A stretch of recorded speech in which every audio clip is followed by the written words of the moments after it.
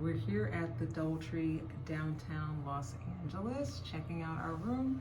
We're on the 4th floor in room 415 in a suite. So we asked for a suite upgrade that we'll have for about 2 days here. And first, when you come in, there's a bathroom here with a sink. Looks like a hair dryer, toilet, a shower, and pretty regular amenities. They have a shower gel, shampoo, and conditioner. And then they have a closet with a safe here in the front and some extra blankets and a thing for you to put your luggage. Then we come in. Here we have a kitchen.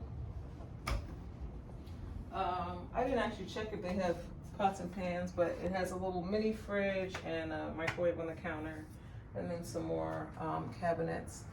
And then there's a couch here and 2 chairs, which would be good if we have people in our room.